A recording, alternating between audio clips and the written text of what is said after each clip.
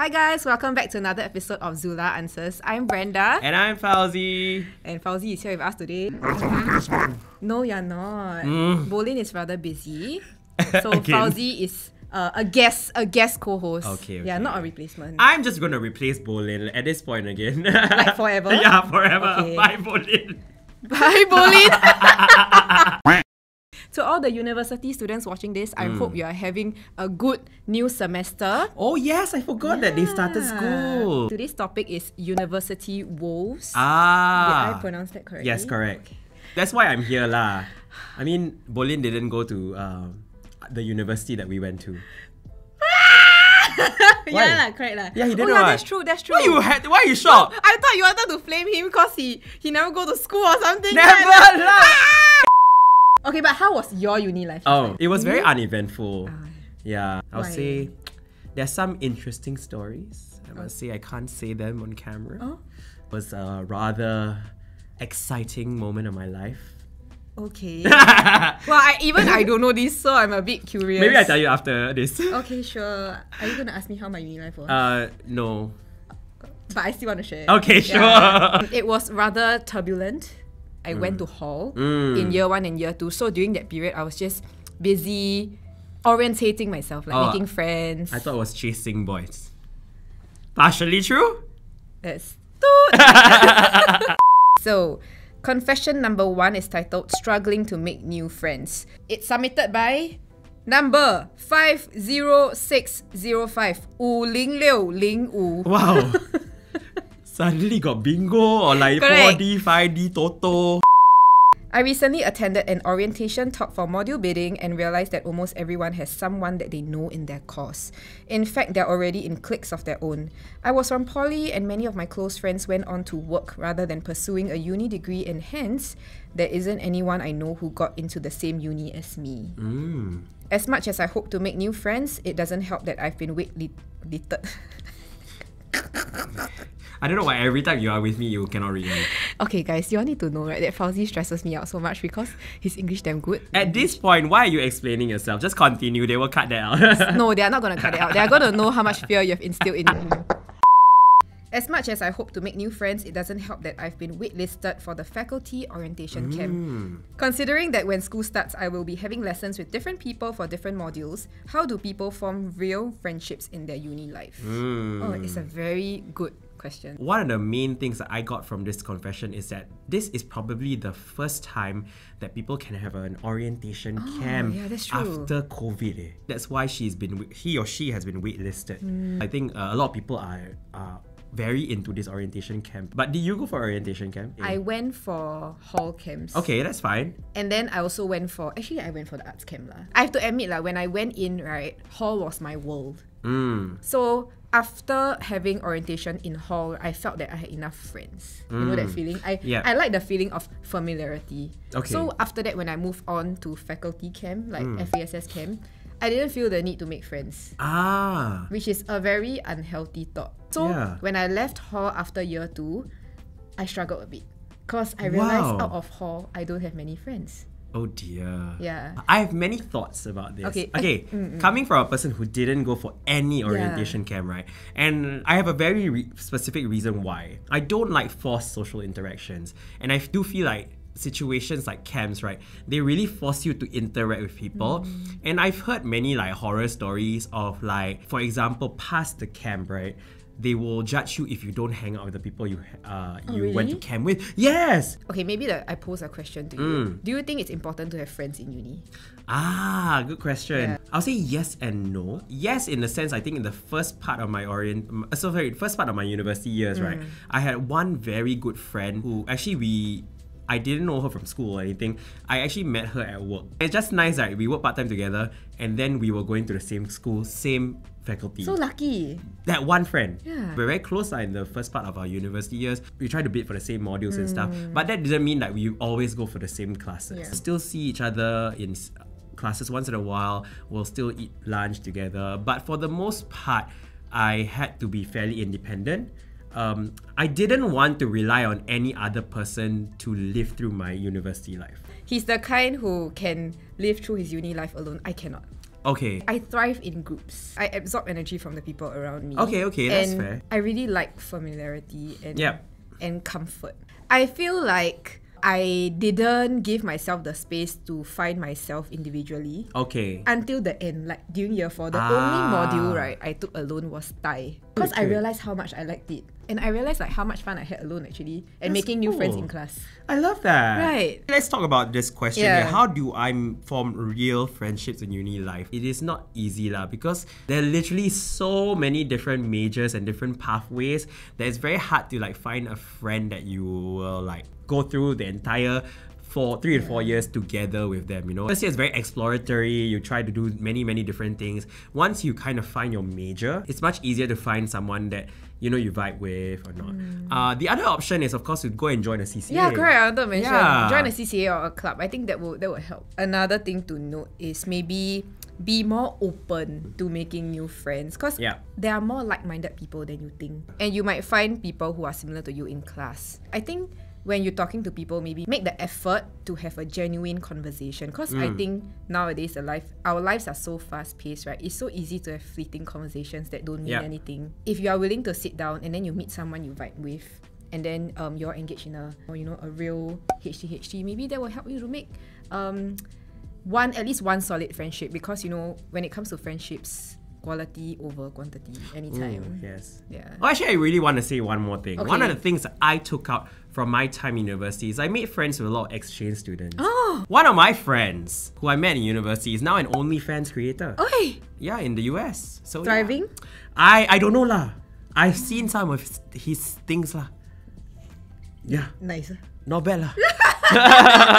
University is full of people. Just like what Brenda said, be open to the experience. Yeah. Correct. I hope that answers your question. I hope so. I hope it does. Confession number 2. Can I redeem myself after wasting a whole year? Wow, very relatable, I feel. Yeah, very right, relatable. Brenda? Yes. I'm a freshman and I've screwed up my first year. Bad, like really bad. With several modules that need retaking. Some factors are beyond my control, but for the most part, I guess I am to blame here, and I shall not seek out excuses. However, I feel terrible. Is it still possible to redeem myself overall after a whole year in NUS has been pretty much wasted? I don't think it's the end of the world yet, but I don't know. I feel demoralized. Number 97227. 9727. 97227. When I saw this confession, right, my first thought is, isn't there a grade free semester? Oh, good question. Because it's NUS Whispers, so we can SU in our first year, everything. I don't know what NUS was trying to do with that system, but maybe they were giving students a chance to explore and find out what they want without having to worry about their grades at that time. Right. Yeah, so that was a great initiative. It allowed me to party. That's not the right example, I know, but like I was exploring myself. Okay, whoa. Too much information. No, exploring my personality, my friends, my inner self. Okay, that sounded all very wrong. Girl! That sounded very wrong. Your but university sounds lit. They probably like effed up some major modules, right? I think my one advice is don't be too hard on yourself. It's only the first year. Correct. Whatever SUs you can SU, just use it and then start afresh lah. And even if there are classes that you have to retake lor, no choice. You don't really have much of a choice in that sense. And don't, I would say, dwell on what has already been done. Yeah. To me, like as an adult, right, I think realizing that, you know what, if you've made a mistake, the more you dwell on that mistake, the more you cannot move on, and the more it's not productive for your time. For me, my first sem was shitty. That's why I had to SU everything. So grade free semester. Amazing. And then I think my first year to my second year, because I was in hall, so I was not really focusing on my studies. So my cap was like, not boys. Hashtag boys. Not boys. To all the boys I ever loved. Right, Brenda. My cap was like a low 3, and you know it's like average, right? Low 3. What I did was I initiated consults with my profs. I think that's very important actually, because I'm a bit slow. I was also more open to seeking help from people who were doing better than me. Oh, good. Yeah. Self-awareness is very important. Like what Fauzi always says, you don't like know you are slow and then you just dwell in this negativity and just let yourself drown. Yeah, correct. Wow. Confession number 3. Attracted to my OG mate while I'm already attached. Oh my. This is so spicy and so common. Hi. I have a boyfriend of 2 years who's in NS now while I've started uni this year. He enlisted in January and we maintained our relationship throughout his BMT period and after he's posted to his vocation. I've heard stories of NS breakups, but I thought we could survive it. However, after I went to an orientation camp, one particular guy in my OG orientation group caught my eye. He looks like an abing. Why? Familiar? Bolin? Your type? The name Bolin and then after that your type didn't draw very well together. We will leave it for the audience to decide what that means. I think he's hot. I'm narrating the confession. That's all I'm doing. I think he's hot, but this may just be my opinion. But it's actually evergreen. Oh my god, I also love this kind. In JC, I got together with my current boyfriend who was the guai type.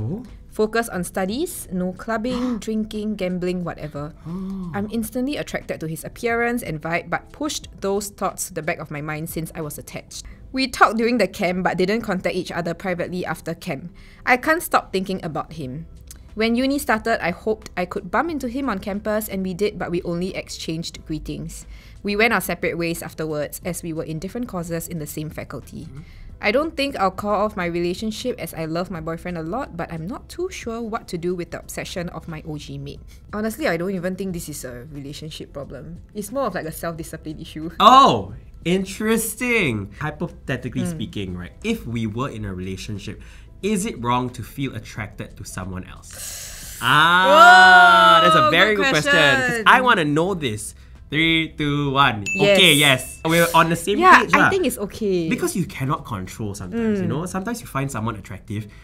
It's a very objective thought. Correct. Right? It's not like you're going to go and like jump on them and start taking their clothes off even though that may be in your mind.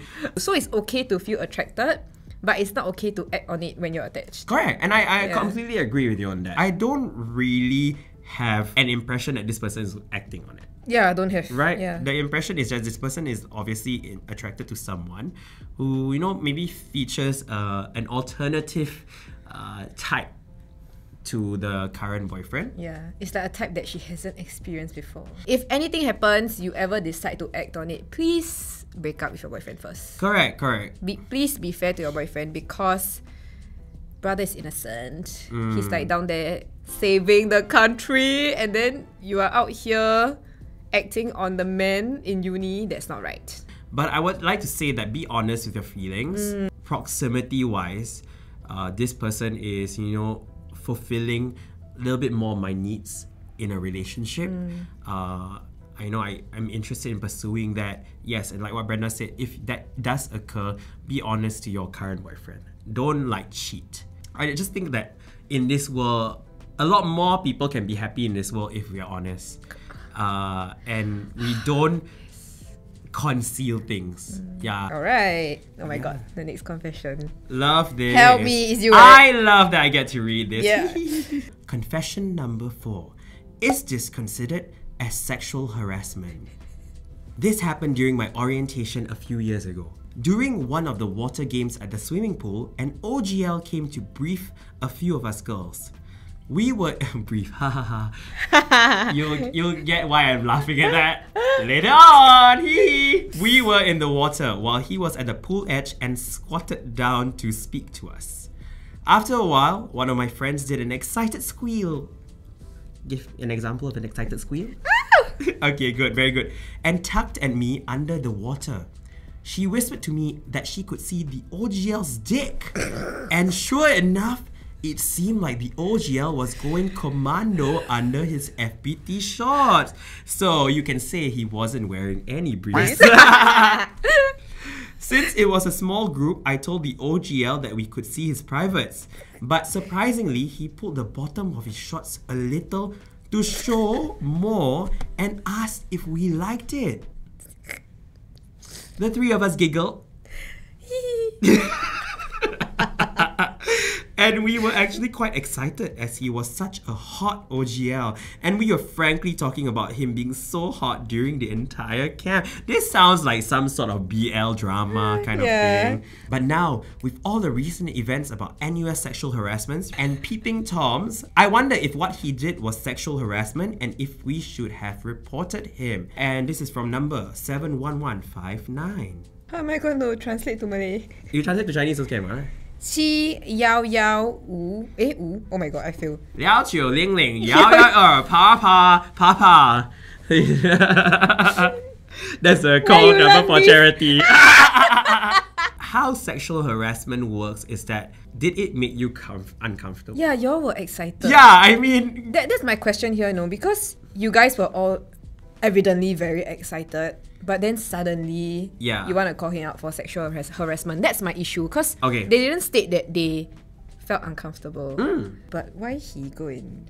If you're doing it right in front of anyone, to be fair, it could be a woman, it could be a man, it doesn't matter. You exposing your private parts to anyone, it could be considered as sexual harassment. I thought that it only can be considered as sexual harassment if the other party is uncomfortable.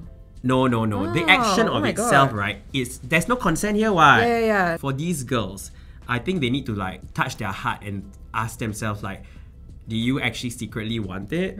Or were you uncomfortable about it? Right? Some people maybe at that point of time, because of the shock, they just giggle. Like, let me just like diffuse the situation. And then after that, when they calm down and then they think about it, they realize that, oh shit, that might have been sexual harassment. Correct. I want people to be empowered to speak up about these situations and say like it does make them uncomfortable and can go about and reporting this. Find the right avenue. You can actually go to the police and report this actually. Do you think like it's still possible for them to make a police report now if they want I mean, it is going to be very difficult. Right. I think one of the things why people should speak up almost immediately is because if we don't speak up, this person might continue doing this. Wake up, David.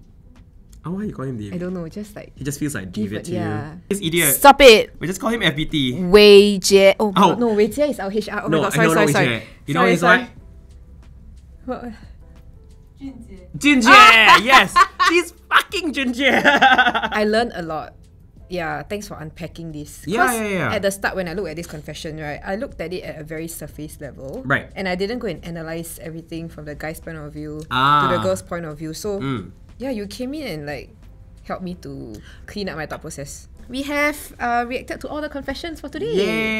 Yay! Do you have any thoughts? These confessions sometimes are like, they reflect your deepest, innermost thoughts about what you experienced in school, and they are honestly more common than you think. I do hope that through us talking about them, you have found some sort of recourse and some sort of solution into your problems that you're facing in school.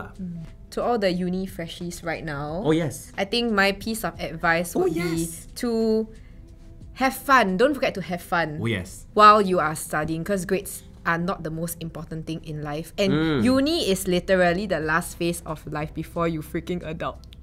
Yes, yeah. It's the really the last phase where you can have fun, do whatever you want, right? Before stepping into the real world. So don't forget to go out there, have fun and explore yourself. How about you? Do you have any words for them? Yeah, explore yourself within reason. Yeah. Don't go and be crazy like Brenda first semester, all fucked up already.